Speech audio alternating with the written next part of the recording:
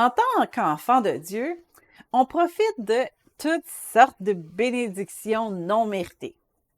Mais parfois, on passe aussi par des moments plus difficiles. Et même ces épreuves peuvent devenir positives pour nous si on réagit de la bonne façon.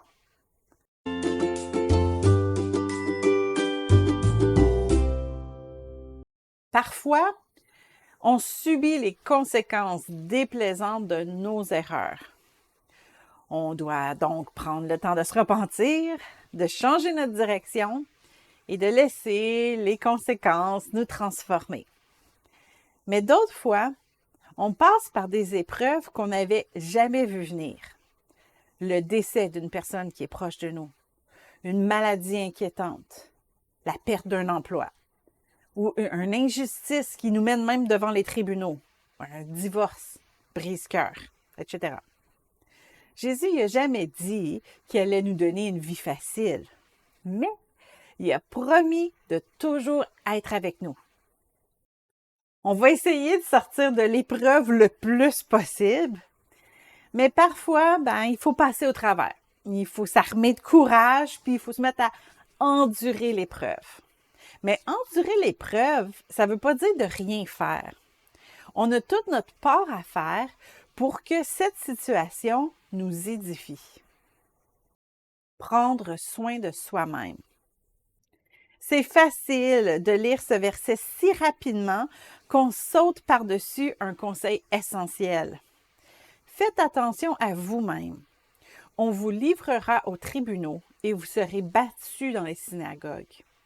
Vous comparaîtrez devant des gouverneurs et devant des rois à cause de moi pour leur apporter votre témoignage. Marc 13, 9. Dans l'épreuve, il faut vraiment faire attention à nous-mêmes, comme le dit le verset.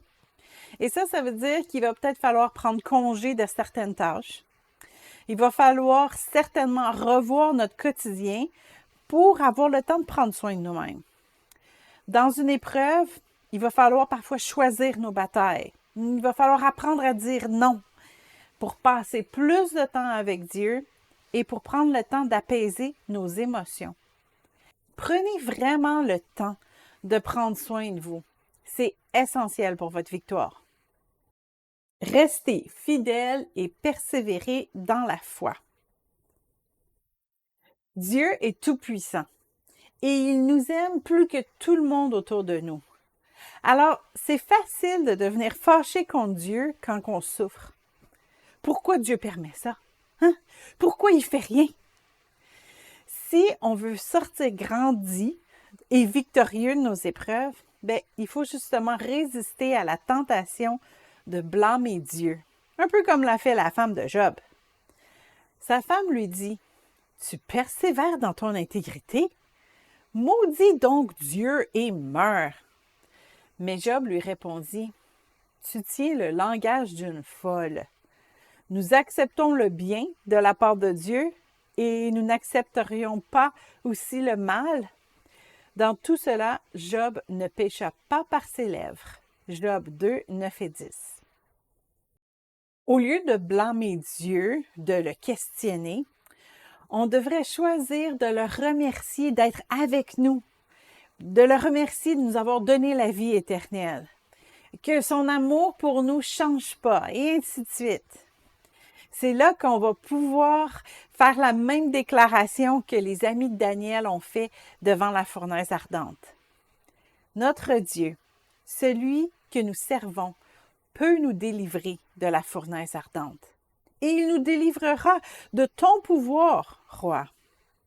Et même s'il ne le faisait pas, sache, roi, que nous ne servirons pas tes dieux et que nous n'adorerons pas la statue en or que tu as dressée. Daniel 3, 17 et 18. Restez calme et confiant.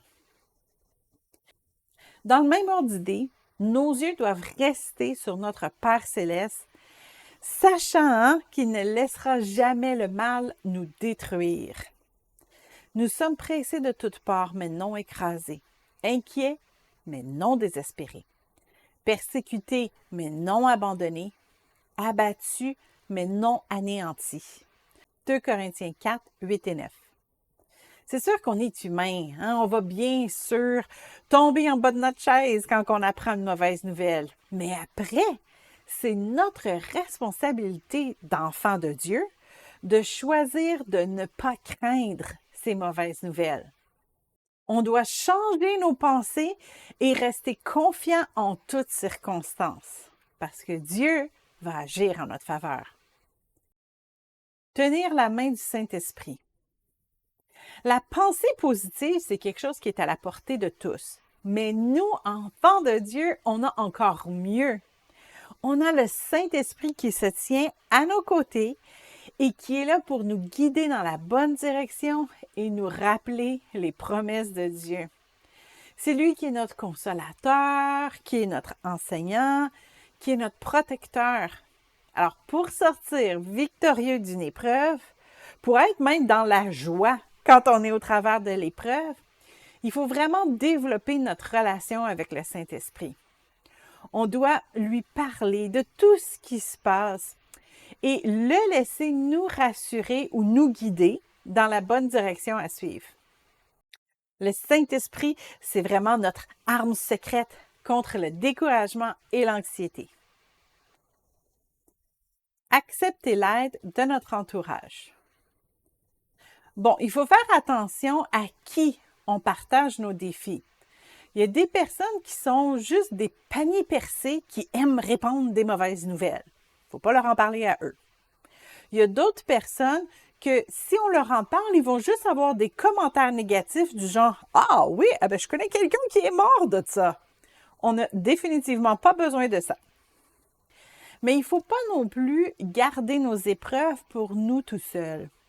On doit en parler à des gens de confiance, à des gens qui peuvent nous édifier dans la foi, peut-être même des gens qui peuvent nous aider matériellement et qui peuvent nous accompagner dans nos rendez-vous. Être fort, ça ne veut pas dire de se débrouiller toute seule. C'est de savoir s'entourer des bonnes personnes. Alors voilà, vous avez tous les outils pour sortir victorieux de vos épreuves.